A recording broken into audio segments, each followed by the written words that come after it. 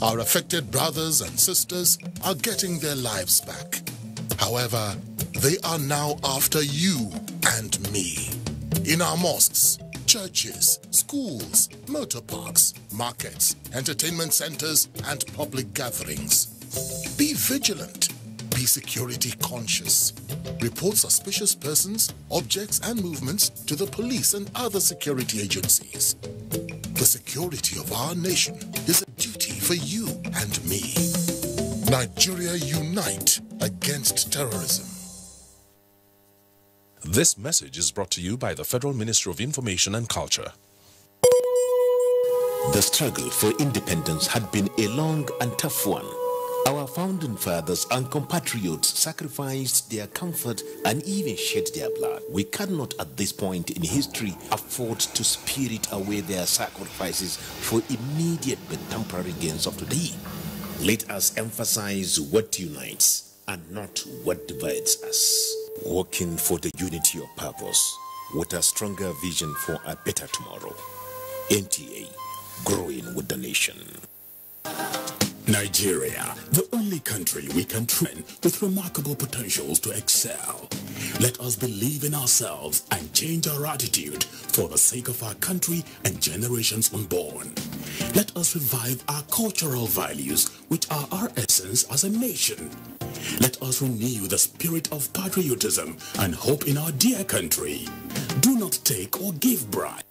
Be punctual always. No more African time. We can't expect to be global citizens and operate on African time. Join the queue. Insist that people are attended to on a first-come basis, no matter who they are or where they come from. Nigeria, good people, great nation. Make you report any crooked person, object or wakajube movement to police and security agent demo. The security of our nation now work for all of us, so plus including me and you. Nigeria, make we unite against terrorism. Now, Federal Ministry of Information and Culture bring on this message.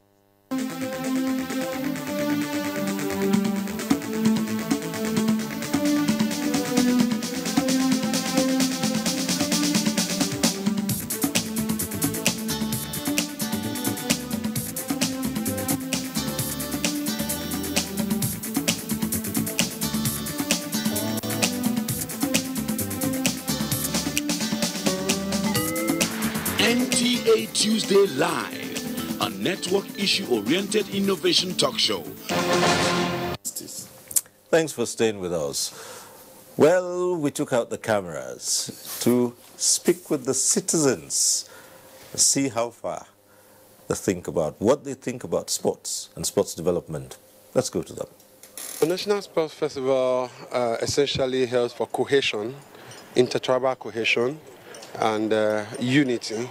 And secondarily also, secondarily, it also helps for discovery of raw new talents. In this new National Sports Festival, a 16-year-old girl actually beat more experienced athletes in the 400 meters dash. So that's something wonderful. I mean, the star has been born. A 7-year-old girl reached the final of a chess competition. Yes, and that's also another raw talent. So raw talents are found and discovered in National Sports Festival. It's an avenue of bringing the whole nation together, the youth together. When we play together, I don't think it's easy for us to fight one another. So I think integration is the major aspect that we have been lacking as a nation. As a nation, we have been afraid of each other, you know. But when we fight in sports, I think after the sports we become more friendly.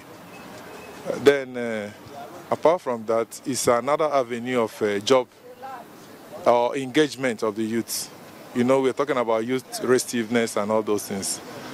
And by the time you get a lot of people involved in sports, there are a lot of chains of opportunity involved in sports, both for the youth and for adults. What we can really achieve are quite enormous in the areas of international competitions, the Olympics, the Commonwealth Games.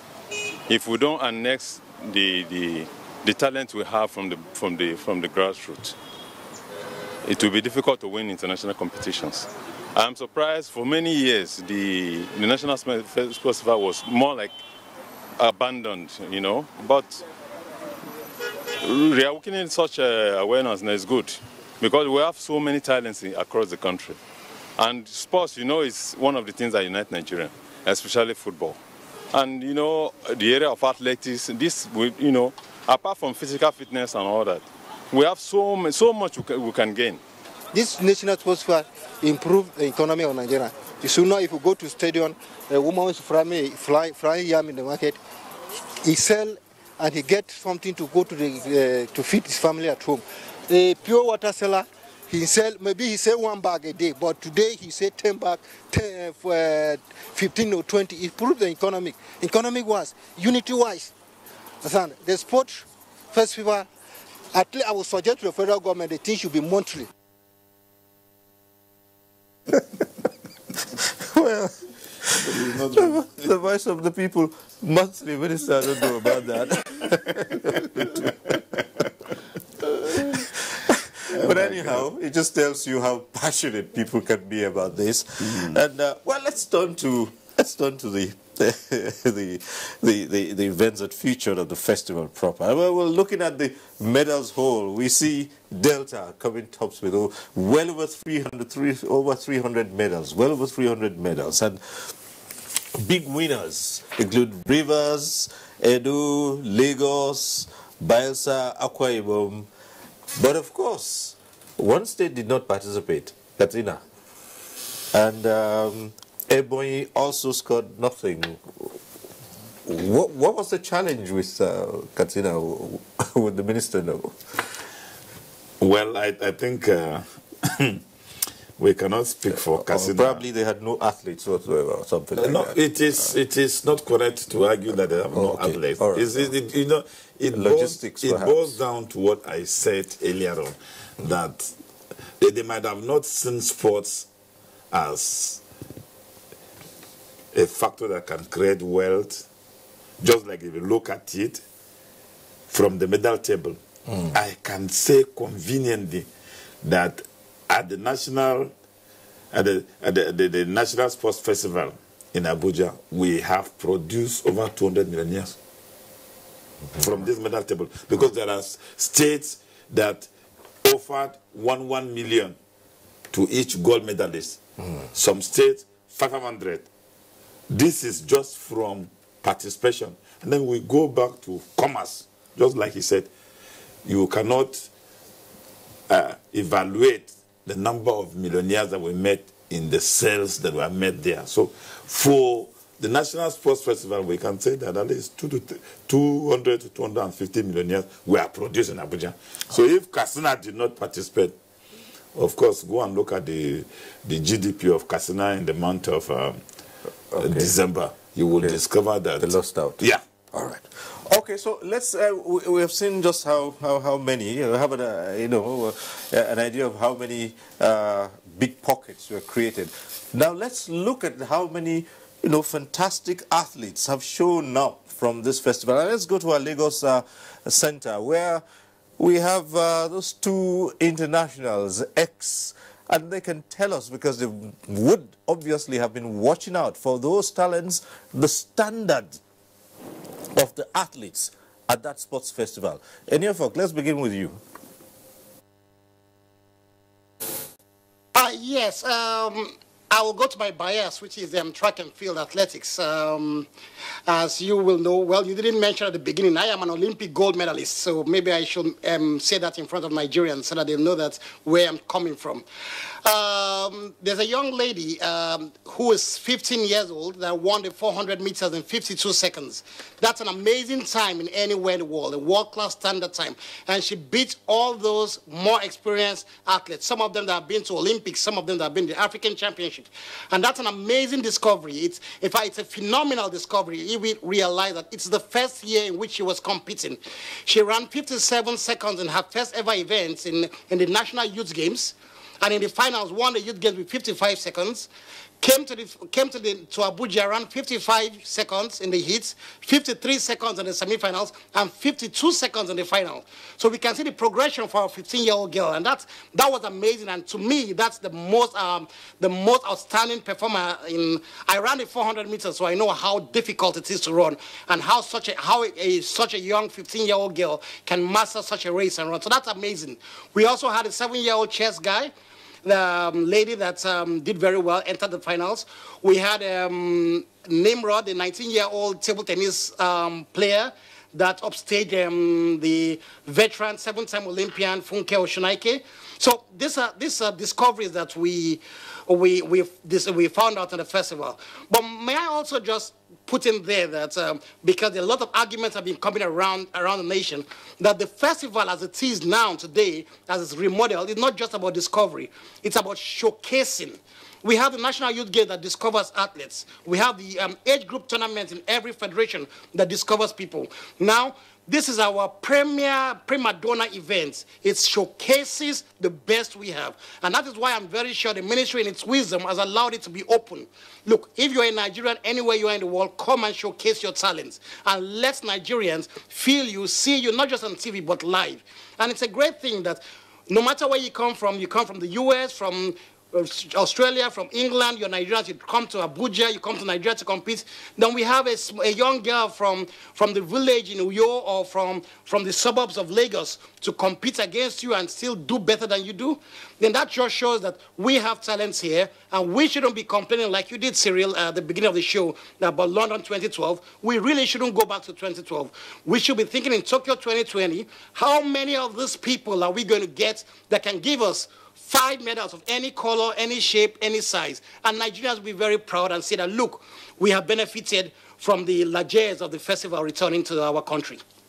Throwing it open, was that why you still had such such veterans like Shonaike and Toriola still playing? Yes, I didn't get the first part of the question, but with veterans coming in like that, it's very good for the festival. One, it's good for the marketability of the festival.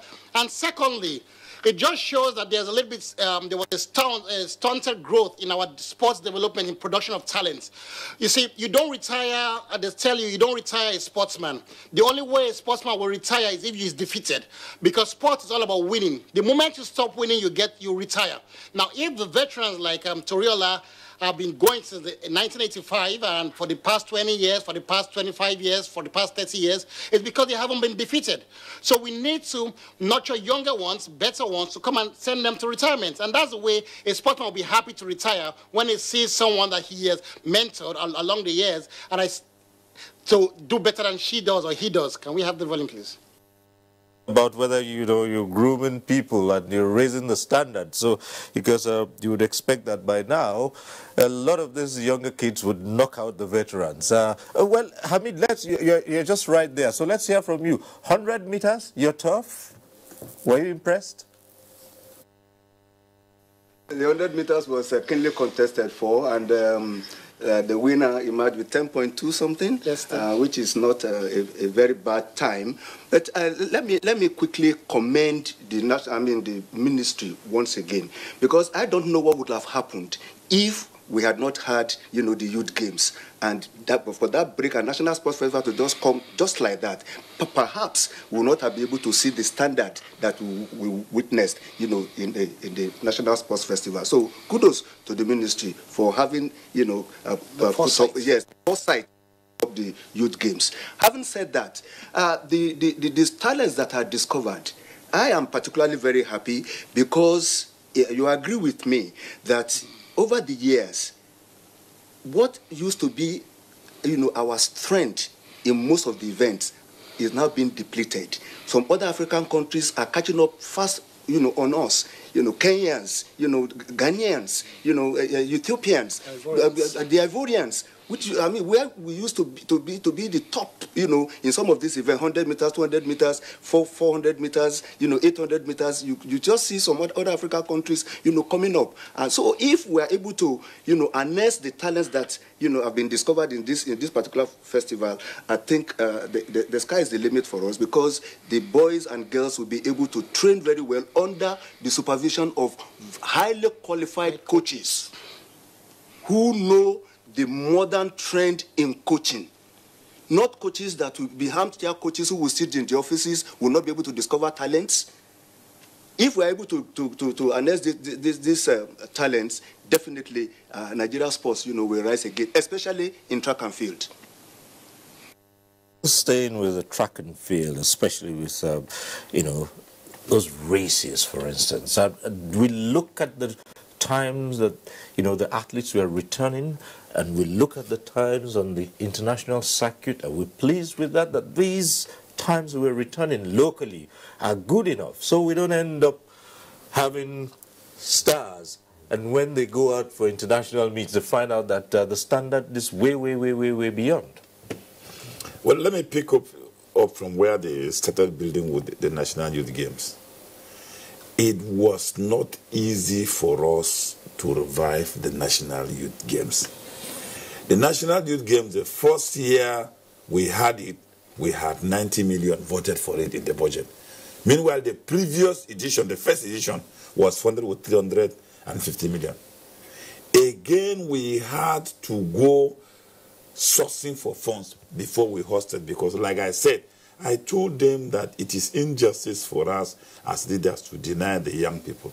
And when we went to Ilorin for the first time, I shed tears, because, I mean, the excitement when these youth gathered and they were jumping, hugging themselves, and I looked back and I said, look at what we have done to our youth. Now, the product of the National Youth Games in the past 3 years had been the savior of Nigeria in international competition. When we went to the African Youth Games, it was our products from the National Youth Games that brought most of the medals we came with. When we went to the Youth Olympics, they were the same set of people. And like one of the speakers mentioned, this young girl who joined the last National Youth Games at the age of 6, she's 7 now, who went to the semi-finals in chess. The young girl medal in bronze at the National Youth Games. That is an investment that, with proper investment and guidance, Nigeria will dominate chess globally, because she is going to set a record. Back to your question. Of course, we deliberately had also people on ground to try to take stock of these records, and we monitor it alongside with the global records so as to determine those that we can now profile for immediate investment for the next international competition, which is the Olympics. There are those that will now be long-term investment, because this was what was lacking. And like the Olympian said, you see, we left this one open. There were so many criticisms, and they said, oh, why would the minister leave it open? Oh, why would professional come and compete? And I said, no. For 6 years, this festival has not taken place. Any professional who has gone and medal internationally should come home and test his record. And of course, so many of them came and knew that those records are now outdated, because very young people, very young people defeated them. All right, we'll return to you. We have Umar Anache calling in from Birnin Kebbi. Umar, this, of course, is one topic you'd be interested in. Let's hear you.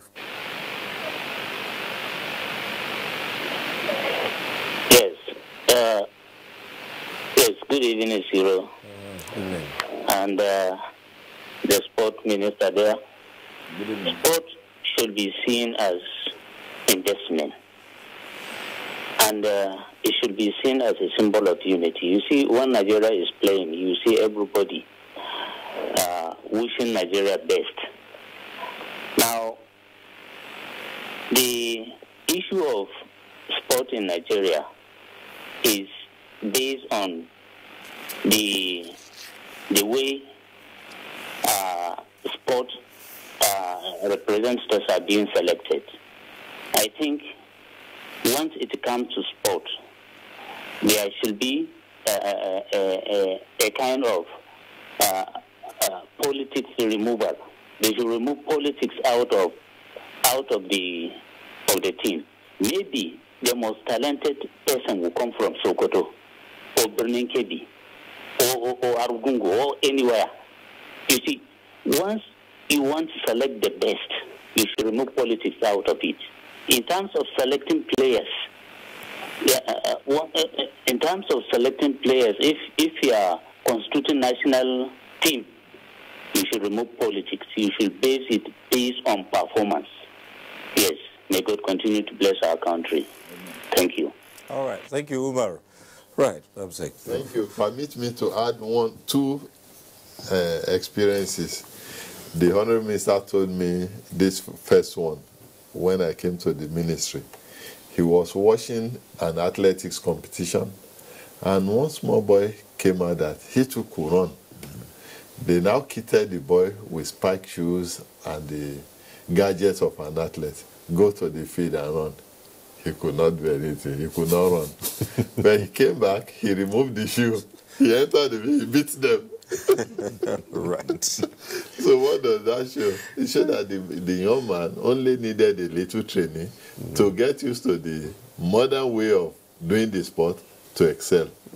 Now, coming to the benefit of some of the remarkable outcomes of the sport festival, this 19th sport festival, there is a particular athlete, Rosemary was a product of the National Youth Games, came to the African Youth Games, won gold medal in 100 and 200 meters.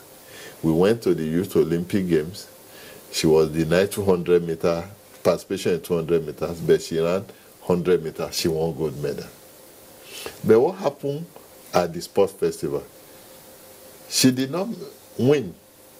She was fifth position. What did that show? If this festival had not had, we would not have known that we won't have other persons that could compete.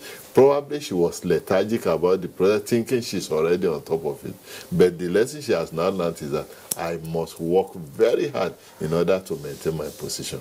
So the Youth Festival has achieved, in fact, a total of 59 new national records were set. Yes, sir.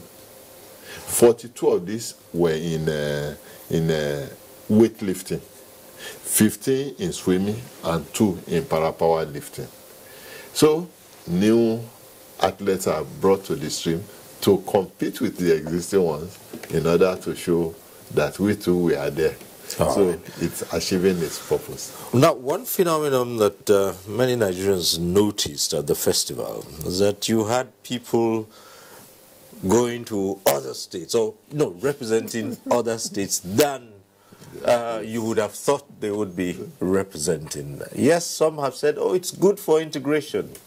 Have Etoriola competing for Akwa Ibom State, and have somebody else compete for another state. I say it's good for integration. But others say, is this integration short-lived, temporary, just for the games, so as to get hold of medals and will rise in the medals table? Would it continue on other aspects?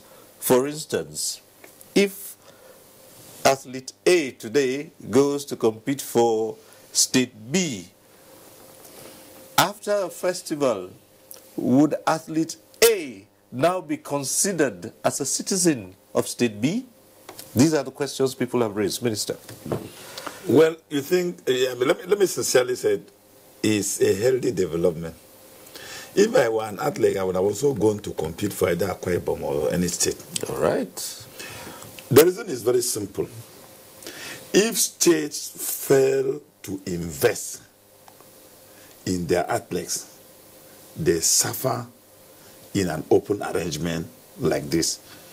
If you look at Katsina did not participate. But if you go to the participation and look at even some of the athletes that won gold medals in other sports, they are traditionally from Katsina. Okay. So, it's the political economy of the festival that played out. Now, with the medal table now, states will have to look at it very well. In fact, there was a dispute between Edo and Kano that became very fresh. Right. And athlete is from Kano. But he went and contested and competed for Edo. And when he went, he won a gold medal. Edo came and said, no, this is our athlete, we have done this, we have done that. Kano was arguing. But the point is, which state did the athletes register? And that state got the medal. This we allow it deliberate because if we have not done it this way, most of the states will not see reason why they should invest in. But this particular result, as it is now, put most of the states on their heels. I was on a social media chat, and the youth were telling, one of the youth, the states, they were telling their governor, that you embarrass us at the National Sports Festival because what is happening there, we're not satisfied. We don't think when you come for votes, we will listen to you. Right. So this is it's a wake-up call. Let's go back to our Lagos studio and get their perspective on this. Any of folk?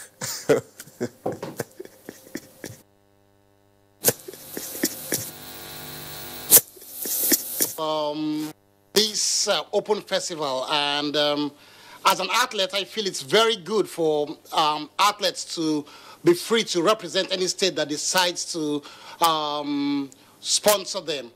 You see, when a festival is closed, as it had been some time ago, when you compete for a state and then you are no longer eligible for further festival competition, the states abandon you. They don't treat you, they don't employ you, they don't give you any form of funding to help your career in different kind of ways.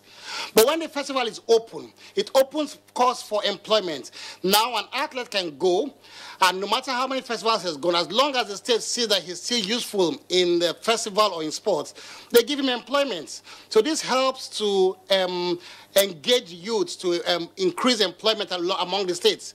So I don't see it as some people say as mercenary. I don't say you're not mercenaries, we're all Nigerians. You can reside in any state, you can be in any state. The truth, like the Honorable Minister has said, a state must invest in you, and if a state doesn't invest in you, you move to another state, and where they appreciate and they appreciate what you're doing and what you will do. So from an athlete's point of view, I feel it's very good for employment. I feel it's very good, healthy relationship. I feel it will improve the economy of the sportsmen, which are the vital thing in whatever festival we're doing. Because if State A decides that, okay, we will pay your school fees. All right. Good. Oh dear. I hope we haven't lost that audio contact yet. Oh dear. I hope. I'd like to go straight to Hamid right there in Lagos and say, taking from what has just been said, as it is at the local level, so shall it be at the international level. Because, you see, Hamid, can you hear me? What we are saying here is, if we say fine, if one state does not want to invest in an athlete, they're free to go to another athlete. The lesson here is if Nigeria fails to invest in its athletes, they would go to other countries. And that's what we see at international meets, and we say, oh, these are Nigerians. Why are they competing for other countries? I'd like to hear your thoughts on that, Hamid. Exactly what is happening. You find out that some Nigerians are even running for Bahrain. They are running for some other countries because they feel that the country has not invested in them much, and they feel that the country has not appreciated them, and so they go to other countries that are ready, to sponsor them. Some of them, are giving, training allowance, feeding allowance, medicals, and things like that. So if Nigeria is not ready, they readily will go to other countries, to run for other countries. That's why you see some of them bearing names in Nigeria, wearing, the colors of other countries. I think it's a lesson for us in Nigeria to really invest in our sportsmen and women. so that they can perform for us, optimally, especially at the Olympic Games, All Africa Games, and the Commonwealth Games. And you don't forget the fact that the Africa Games is just by the corner. It's next year. So some of these athletes that are discovered in National Sports Festival can be groomed, to stardom so that they can represent us very well, plus the others that we have on ground who will be able to, showcase, the talent and make sure that Nigeria, come tops. It's both ways, actually. Yeah, it's not even limited to Nigeria. It is to Africa generally. Because I had a cause to complain to the IOC president in the Commonwealth Games, where the entire tracks were occupied by black people. But they were citizens of either UK, US, and Canada, India. All the tracks black people. None of them was representing even Africa. So I said, look, we will work up one day with this international competition. I mean, athletics will be Africans, but they will be citizens of the world. Just like, Africa won the World Cup, but it's kept in custody in France. So it's an African problem. And we have not been investing well in our athletes, to be very honest. When I came on board, I introduced this issue of if you win a gold medal, you have $5,000. If you win silver, you have $3,000. If you win bronze, you have $2,000. This is in addition to the payment of your daily allowances throughout the competition, your flight ticket, your upkeep. Now, this we have maintained. And I did not handle it hypocritically. Each time we are going for competition, the budget for the gold medals is also taken alongside. You are getting your gold medal, the next day I will hold a session and reward all those that got this. We have also ensured that the kitting of athletes. I mean, when we went to the Commonwealth Games, a journalist told me that, look, Minister, I have been in sports for more than 25 years. This is the first time Nigerians were well kitted. So it's been like, you see, the issue of welfare of athletes has been something that wasn't handled very well. Sometimes you carry athletes, money voted for the athletes, and then you go there. The money is either handed over to the federation, and the federation will now introduce a second standard. The first standard is the budget standard, which the ministry introduced. You go, the federation will bring their own standard. At the end of the day, the athletes will not be paid. They will say, okay, after the game, go, we will thereafter get back to you, and nothing happens. These are some of the things that send our athletes out. But I think in the past 3 years, we have recorded quite a great improvement. And we're even having Nigerians outside volunteering to represent the country. So I think the issue is both sides, but more budgetary provision for sports. Sports is not a very cheap project.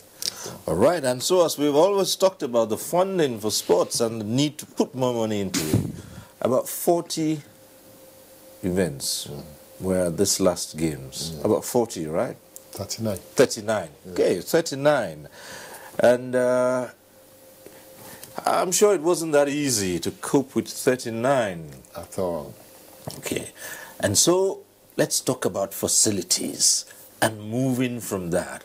How can we improve on the facilities, maintain the facilities? Because there were some people who weren't quite sure that this festival would take place at the Abuja National Stadium, because they said, look, let's open the gates and see the state of facilities in that stadium.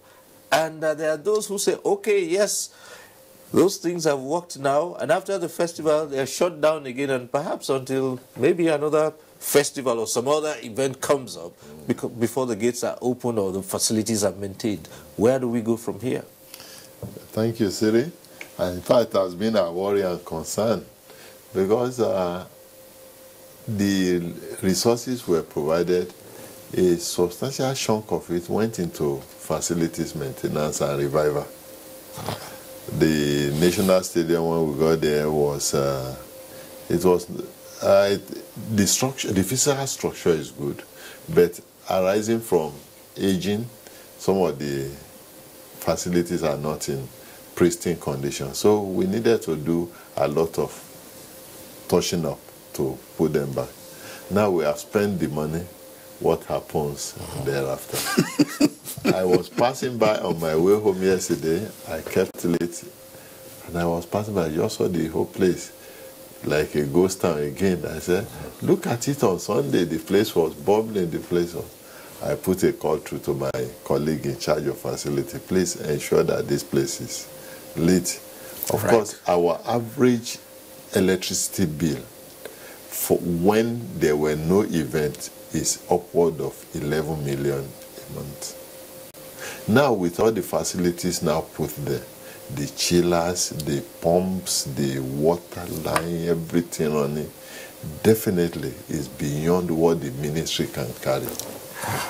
Because what we have for maintenance of the stadium cannot even pay the electricity bill for 5 months. So what happens? So facilities go, they go to waste again, go to rust again. The ministry, the Honourable Minister is quite concerned about it. Government is quite concerned. What we are doing, we have commenced the process of concession of some of the stadium. We are starting with Lagos. The process is on. There is an athlete hostel in the package B of the National Stadium that had not been completed.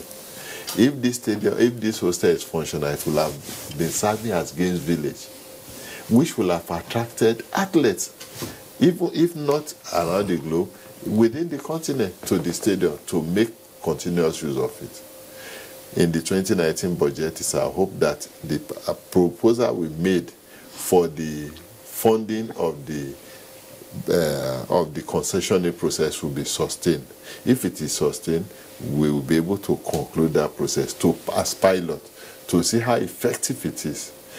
One thing that the Honourable Minister said, PAMSEC, I have no interest in this project other than to see it succeed. So I want you to bring your team together, ensure that we get the best hand to do this. So if this is done and we succeed in getting it right, we know we'll be able to put the stadium in good condition to right. Before we come to the minister to talk about that, let's go to the professionals in Lagos and say, look, state of facilities has always been a sore point. All over the country you see that. Yes, the festival comes up, a lot of money is put into reviving, resuscitating the facilities. Shortly afterwards, those things just go. The next thing you find, those grounds become places for non-sporting activities, revival services, stuff like that that have nothing to do with the development of sports. The facilities begin to decay. Where do we go from here?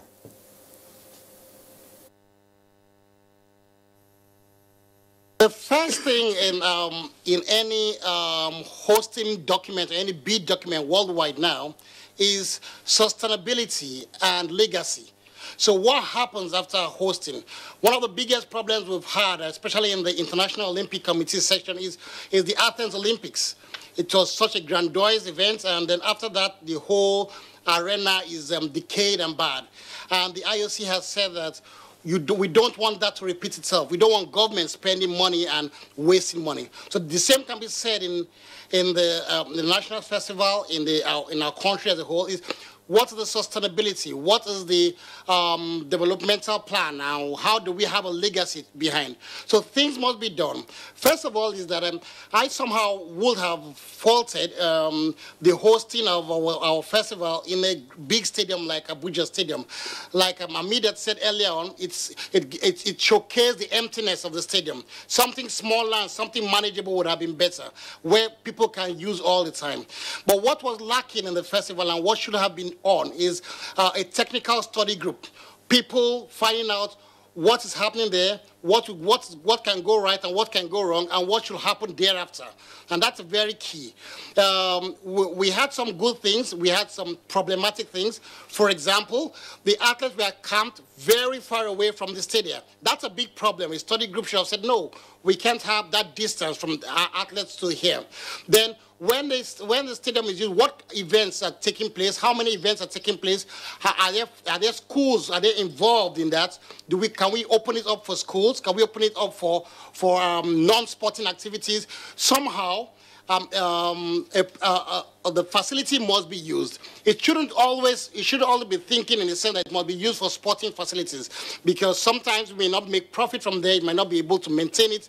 But do we put the National Stadium, for example, 4 times a year for a concert, for a public concert? These are things that a study group can take and say, look, we must sustain this, it must be used, it must not be abused, or else we will lose it.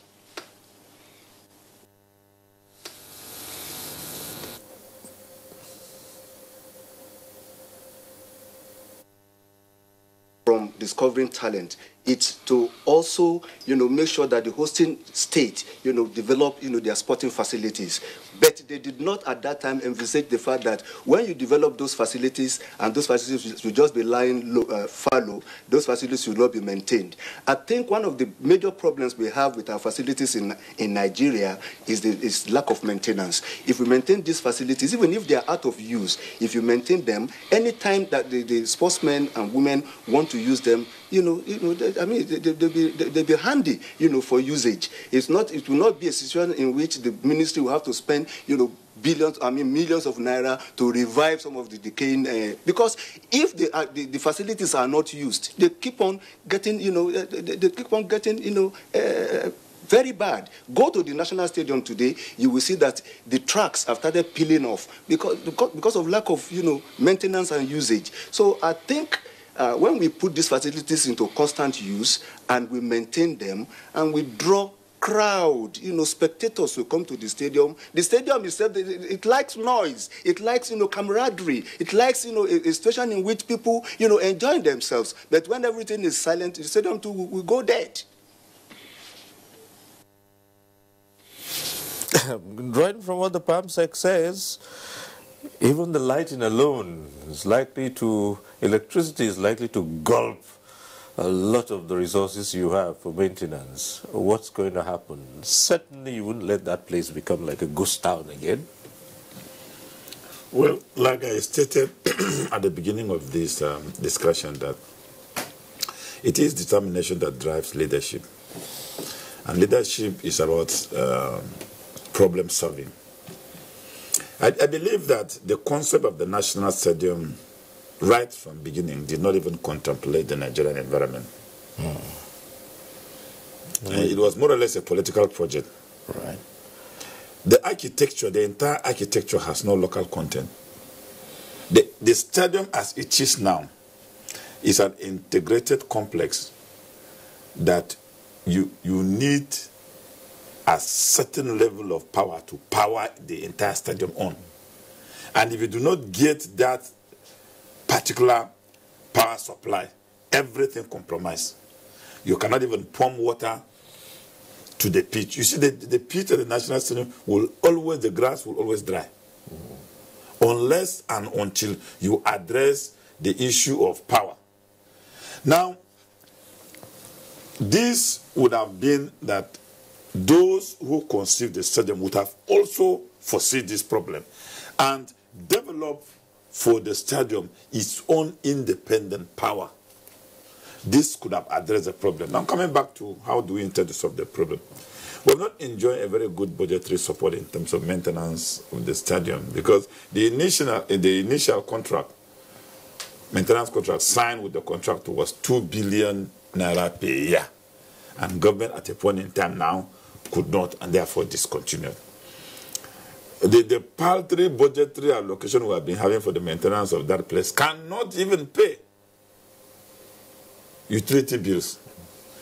But what we have been doing is to ensure that the little we have, we keep maintaining critical component of the stadium. Now, in doing that, we have been able to keep some of the components, updating it. Back to the usage. You see, when you want to locate a stadium, you look at the crowd environment. If this national stadium were built somewhere where those who love sport live, you don't need a crowd. But Minister, take Lagos for instance. With all its population, everything in Lagos, the stadium suffered a similar fate for a long time. You know what happened? There was the politics of the stadium in Lagos. And it is that politics that led to the emergency of putting up Abuja, which was even cited where it is now. You cited a stadium where if you are going to now play a match, you need to even go and mobilize crowd to come. Because of the distance, it is so isolated from where people who love sports live. I mean, how could somebody from Nyanya, who is a lover of football, will now have to travel against traffic to come to the national stadium and after match leave back to Nyanya or Gwagwa?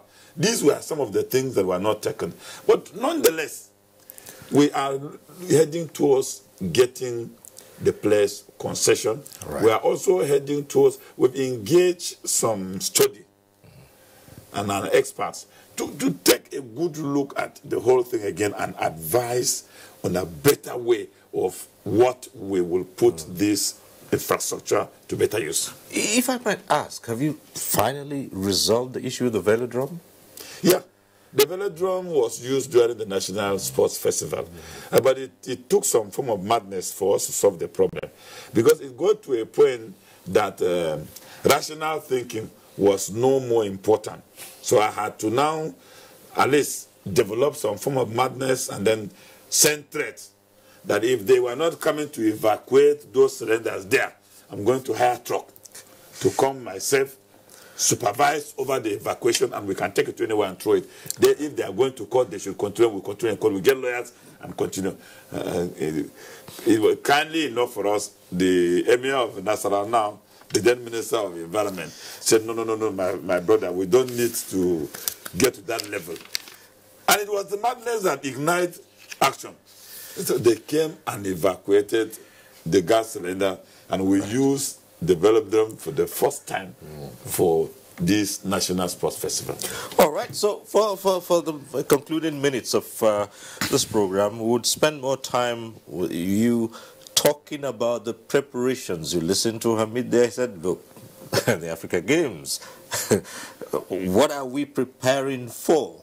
Yes, we may say we have revived the National Sports Festival, we have the Youth Festival, we have all those in place, but we have international, meets coming up. What have we prepared for, and how are we preparing for them? But I'm yet to take the report of the National Sports Festival, but it is what I am expecting. From the report of the committee that assess the performance of the athletes, I mean, we are on a very good footing because we already have materials to work with handy. We have also directed the various federations to now begin to work on the choice of these athletes, take them into their training programs in preparation for the international competition we have ahead. What we will do is to try to now roll out training programs for the athletes that we have discovered, because there are records, there are national records now that we can compare effectively with international records. So we don't need to invest too much now on them. So all we are going to do is the federation should now give us the names of these people, and they begin to go for competition qualifiers while training and camping and the training will go on. All right. Well, let's go to Lagos and we take the closing comments quickly of Hamid and in Norfolk as we prepare for, coming events.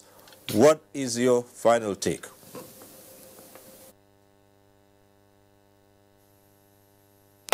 My final take is, first of all, I will give kudos to the ministry and the job well done. I do not know the composition of the study group that the minister is waiting for the report. But from what I know is that a lot of ex-internationals and knowledgeable people were not really involved in this, and this kind of report from the technical people that will give you the next stage and the next step in preparing athletes for the Commonwealth or for the African Games. And we should also know that you asked, what are we preparing for? The cycle in sports, in generally, apart from probably football, is the Olympics. The football, probably the World Cup. So the long run, from whatever we have from this sport festival, the long run is what happens in Tokyo 2020. After that, we now reassess and see how well we've done. So whatever the study group tells us, we must have a template, a plan that helps the athletes that we've discovered, the record holders that we've done.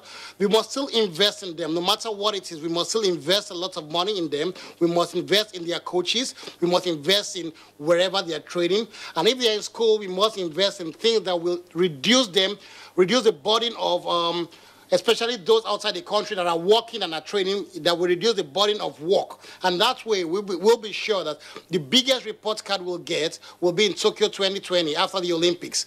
The African Games and everything else before then will be a test run to see how well we are doing. And I hope that the ministry and the Honorable Minister, in his own wisdom and whatever he's doing, will be able to put up a plan that can incorporate people, not just in investing in their training, investing in even mentors and former athletes and people to help them out. Now, apart from that, I think the ministry should also concentrate on, apart from the athletes that will be groomed for the next international competition, which is the All-Africa Games, the ministry should also concentrate on the training and retraining of the coaches. The coaches must be abreast of what happens in modern sports, you know. They must know the rules and regulations because these rules are dynamic. They keep on changing. If the coaches don't know, how would the athletes, know? So the coaches must have to be trained and retrained so that they can be able to impart that the knowledge in the athletes for styling performance, especially the All-Africa Games and the Tokyo Olympic Games 2020. Final note, watching those athletes, did you have goose pimples thinking about the past years?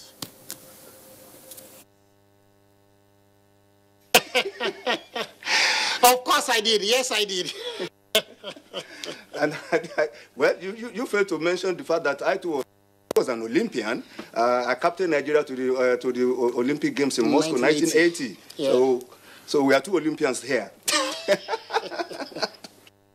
And finally, Permanent Secretary of the Ministry.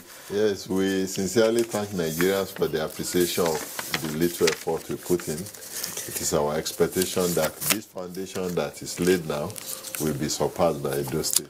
So we look forward to a brighter and a joyous 2020. All right. So, and well, it is on that note we must end this conversation and say thank you to all of you. In our Lagos Center, we had Hamid Adu, former national and African champion, 100 meters. Hamid has been so many things, of course. Veteran journalist and, of course, the former Olympian Enyefok Udo Ubong. Well, just to mention, as Hamid said, he was captain of the Olympic team at one point in time. Also a former general manager, NTA Sports. So keep the fires burning, both of you. Thank you for coming on this program. Right. And for PAMSEC, we thank you for being here. And Minister, it's always a pleasure to host you on our programs. Well, we like this look, I think. No, but it's just temporary. Temporary, yeah. So we'll soon go back to the regular look. Yeah. Well, thank you very much, Minister. It's a pleasure too. Right. And so thank you too for being part of this program. Next week we'll reach you again on NTA Tuesday Live. I'm Cyril Stover. Bye for now.